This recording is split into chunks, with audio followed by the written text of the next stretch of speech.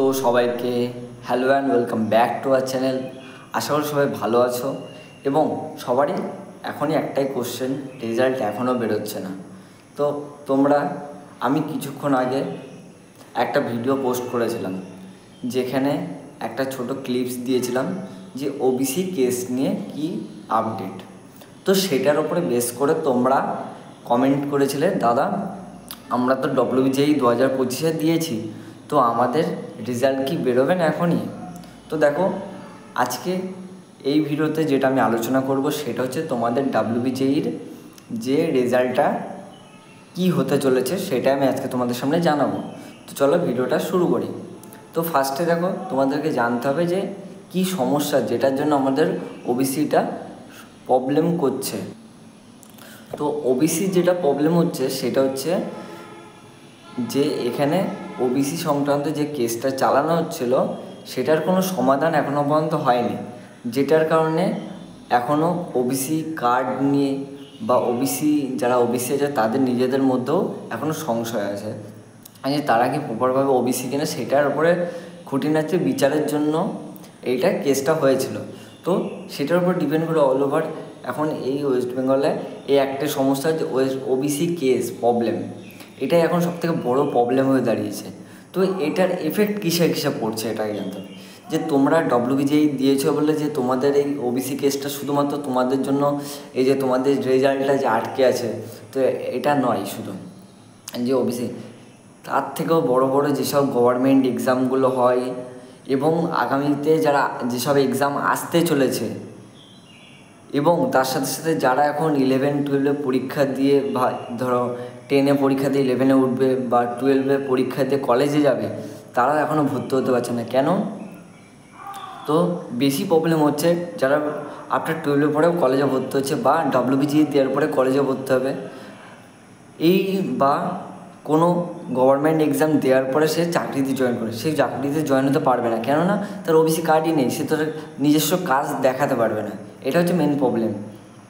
এবং দেখবে তার সাথে সাথে বিভিন্ন কলেজগুলোতে যারা ওবিসি বা ওএসএস যে স্কলারশিপটা আছে বা ওবিসি স্কলারশিপ যেটা আমরা বলি, যেটা কাস্ট ভিত্তিক দেওয়া হয়, সেটাতেও এখন আটকে আছে। তো সেটাতেও টাকাটা পাচ্ছে না। কেন পাচ্ছে না এটাও জানতে হবে যে সেখানে ওবিসি কেসের জন্য এটাকে আটকে রাখা আছে। ওবিসি কেসের সমাধান না হলে এই রেজাল্ট বা এই স্কলারশিপ বা এই ভর্তি হওয়ার এটা কোনো দিনে ভালোভাবে কমপ্লিট হবে না। তো অল ওভার এখন ওয়েস্ট বেঙ্গলে একটাই সমস্যা, যেটা তুমি সম্প্রতিকালে আমি যে ভিডিওটা দিয়েছিলাম সেটাতে তুমি দেখলে যে ওবিসি কেস যেটা ফার্স্ট উইক ছিল সেটা আবার থার্ড উইক মানে 21 তারিখের পর, মানে তোমাদের 21 তারিখে আবার শুনানি আছে। তো এখনও বলা যাচ্ছে না কি হতে চলে আগামী দিনে এই ওবিসি কেসের ভবিষ্যৎ। তো দেখো, তোমাদের চিন্তার কোনো কারণ নেই, রেজাল্ট তোমাদের সঠিক টাইমে আসবে, কিন্তু সঠিক টাইম অলরেডি পেরিয়ে গেছে। এই দেখো, তোমাদের রেজাল্ট এখনও পর্যন্ত বেরোয়নি। তো এখানে কি কি সমস্যা তোমরা ফেস করতে পারছো? প্রথম কথা হচ্ছে, যদি তোমাদের এই রেজাল্ট আরও পিছিয়ে যায়, তোমাদের যে ভর্তি হওয়ার কারিকুলাম স্ট্রাকচার বা অ্যাডমিশন প্রসেস সব কিছু দেরি হয়ে যাবে। ফলে দেখা যাবে কি তোমার যে এক্সাম অনেক এগিয়ে আসবে, এটা প্রথম কন্ডিশন। সেকেন্ড হচ্ছে যে তোমাদের কাউন্সেলিংয়ের ধরো একটা নির্দিষ্ট ডেট থাকে, তারপর ধরো যারা সরকারি এক্সাম দিচ্ছে তাদেরও একটা নির্দিষ্ট এক্সামের পরীক্ষা আছে। যদি বলে এখন পরীক্ষা ক্যান্সেল বা যদি দেখা যায় পরীক্ষা না হয়, তাহলে কিছু করার নেই। যারা কলেজে ভর্তি হবে কলেজে অ্যাডমিশন নিতে দেরি করবে, ফলে যত দেরি করে ভর্তি হবে তত তাড়াতাড়ি এক্সাম এগিয়ে আসবে। এক্সাম যদি পিছিয়ে দেওয়া হয়, তাহলে অল ওভার যে এত বছর ধরে যে কারিকুলাম স্ট্রাকচার যেটার উপরে বেস করে পার বছর মানে ডব্লিউবিজি ধরো যেভাবে আসছে, সেই সব কিছু চেঞ্জ হবে। এক্সামের ডেট চেঞ্জ হয়ে ডিলে হয়ে যাবে, তারপরে সেই গ্রাজুয়েশান ইয়ার চেঞ্জ হয়ে যাবে, মানে যেই সময় তারা পাস আউট হয়ে বেরোয় সেইটা অনেক লেটে হয়ে যাবে। এই সব কিছু সমস্যা দেখা যাবে। তারপরে তোমরা সঠিকভাবে তোমরা অল্প টাইমের মধ্যে তোমাদের প্রথম কথা হচ্ছে কাউন্সেলিং করাতে হবে। কলেজ ঠিকভাবে তুমি বুঝতে পারবে না। কলেজ দেখো, একটা কলেজ সে তার লিস্ট বের করে ডব্লিউবিজি বোর্ডকে দেয় যে আমি এই কলেজে আমার এত ভ্যাকান্সি আছে, আমি এতজনকে নিতে চাই, এতজনের বেসে। তো সেগুলো উল্টোপাল্টা হয়ে যাবে। পুরো প্রপার একটা যে অল ওভার যে স্ট্রাকচারটা আছে না, গ্রাফ স্ট্রাকচার যেটা বলা হয়, একটার সাথে আরেকটা লিঙ্ক, আরেকটার সাথে আরেকটা লিঙ্ক, গ্রাফ যে রিপ্রেজেন্টেশন, সেই গ্রাফ স্ট্রাকচারটা পুরোপুরি শেষ হয়ে যাবে। যেখানে তুমি সঠিকভাবে অ্যাজ এ WBJEE 2025 ক্যান্ডিডেট বলো বা সরকারি চাকরি পরীক্ষা, সব কিছু স্ট্রাকচার যেই প্রসেসটা ছিল সেগুলো থেকে তোমরা বিঘ্নিত হয়ে যাচ্ছ। এটা হচ্ছে মেন সমস্যা।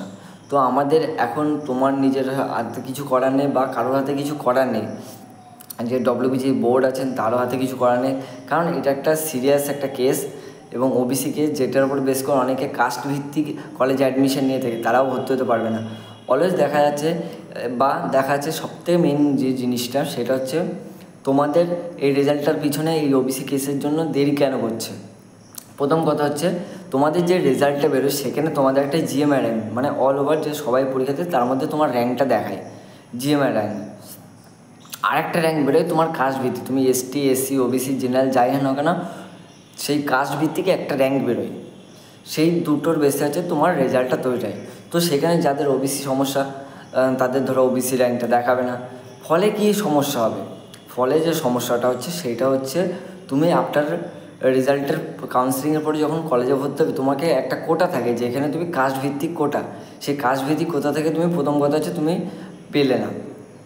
এখানে তোমার অনেকটা পরিষেবা যেটা ছিল সেটা তুমি পাচ্ছ না, এটা হচ্ছে মেন কারণ। তো এখন যা ওয়েদার বা যে স্ট্রাকচার এখন এসে দাঁড়িয়েছে তাতে খুবই সমস্যার মুখে তোমরা পড়তে পারো।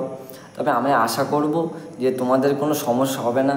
সেইভাবে চিন্তাভাবনা করে WBJEE বোর্ড বা বিভিন্ন সরকারি যে সকল অফিসাররা আছেন তারা সঠিকভাবে সঠিক চিন্তাভাবনা নিয়ে তোমাদের সমস্যাটা দূর করবেন।